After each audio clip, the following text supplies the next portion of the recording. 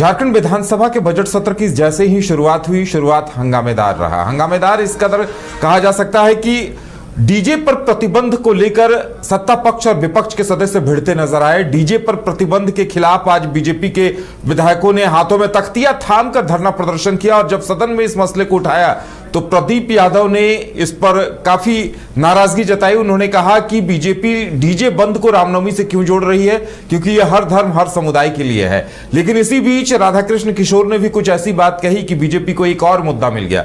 हमारे साथ मदन है। मदन, जबरदस्त विरोध का आलम देखने को मिला आज सुबह से ही।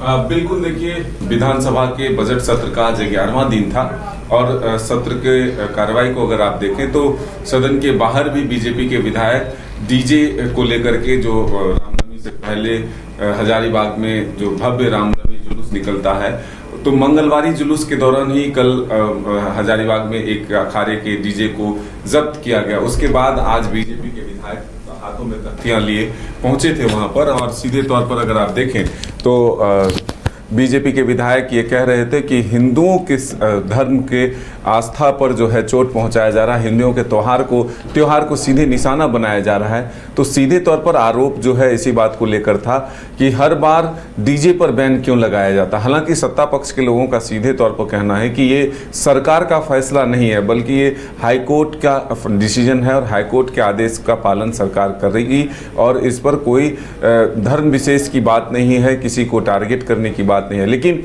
जब सदन की कार्रवाई शुरू हुई और वेल में बीजेपी के विधायक उतर गए इस मामले को लेकर, तब सत्ता पक्ष के विधायक जो है उलझते हुए नजर आए। इसमें प्रदीप यादव जो कि कांग्रेस के विधायक दल के नेता हैं, उन्होंने साफ तौर पर कहा कि ये धर्म में लोगों को बांटना चाहते हैं, जबकि डीजे से कोई मतलब नहीं है। डीजे चाहे वो हिंदू का त्यौहार हो, मुस्लिम का त्यौहार हो या फिर अन्य धर्मों का त्यौहार हो, उसमें बैन होना चाहिए और इसमें कोई गलत निर्णय नहीं है।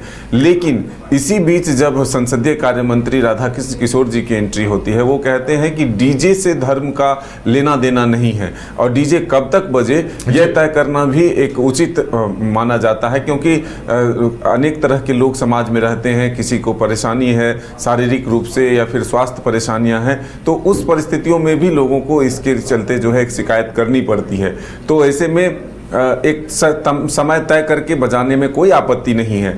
लेकिन जिस तरह से भारत में हिंदुओं पर एक राजनीति करने की कोशिश हो रही है, ऐसे में हमारा मानना है कि हिंदुत्व खतरे में नहीं है, बल्कि हिंदुस्तान खतरे में है। और सीधे तौर पर उन्होंने कहा कि ट्रंप के आगे देश जो है वो झुक चुका है, प्रधानमंत्री अपने घुटने टेक चुके हैं और हाल के दिनों में जो हमारे समुद्री सीमा में जो हमारे मित्र राष्ट्र के दोस्त के तौर पर ईरान युद्धाभ्यास के लिए पहुंचा था, उस जगह पर जब अटैक होता है अमेरिका के द्वारा, तब भारत चुप्पी साध लेता है। तो ये मामले जो है कहीं ना कहीं हमें शर्मसार करता है और कितने खतरे में हिंदुस्तान है इससे आकलन किया जा सकता है। तो अब इस बयान को लेकर के बीजेपी हमलावर नजर आई।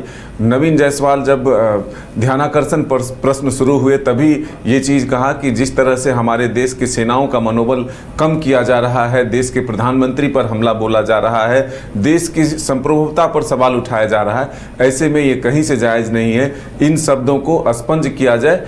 लेकिन राधाकृष्ण किशोर जी ने फिर खड़े होकर कहा कि मैंने किसी भी अमर्यादित शब्द का प्रयोग नहीं किया है और मेरे शब्द को अस्पंज नहीं किया जाए, प्रोसीडिंग का हिस्सा रहने दिया जाए। तो सीधे तौर पर टकराहट की स्थिति जो है रही और 2 बार जो है एक तरह से कहें तो सदन में वेल में जो है विपक्ष उतरे। एक बार हंगामे को देखते हुए सदन की कार्रवाई को स्थगित भी करना पड़ा। हालांकि फिर जब दूसरी पाली की कार्रवाई शुरू हुई तब सुचारू रूप से सदन की कार्रवाई चले और फिर स्वास्थ्य विभाग के बजट पर चर्चा हुई।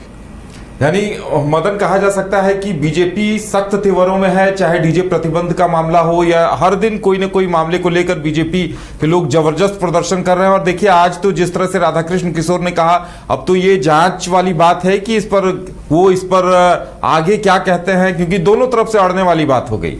बिल्कुल, देखिए, वो कहा नवीन जायसवाल जो बीजेपी के विधायक हैं, उन्होंने कहा कि ये मामला भारत के क्षेत्र का नहीं है और ऐसे में भारत को बदनाम करने की जो साजिश रची जा रही है, किसी न किसी प्रकार से प्रधानमंत्री पर अटैक करना, किसी न किसी प्रकार से भारत को बदनाम करना, ये इनकी साजिश है। लेकिन देश की जनता सब कुछ समझती है, देश के लोग इनके साथ नहीं देते, इसलिए ये लोग हताश और निराश हैं। अब जब जिद की बात आई है तो देखना होगा कि आगे भी क्या बीजेपी इस मामले को लेकर सदन के भीतर हंगामा करती हुई नजर आती है। क्या संसदीय कार्य मंत्री के उन शब्दों को प्रोसीडिंग का हिस्सा रहने दिया जाता है या फिर विरोध के स्वर बुलंद होते हैं, ये आने वाला वक्त बताएगा। चलिए, अब देखने वाली बात यह होगी कि आगे किस तरह से टकराव पक्ष विपक्ष के बीच देखने को मिलता है। लेकिन कहा जा सकता है कि नोकझोंक के बीच ऐसे तथ्य भी आ रहे हैं जिन पर गंभीर मंथन और चिंतन की जरूरत है और उसके बाद ही ऐसे विषयों पर बयान दिया जाना चाहिए।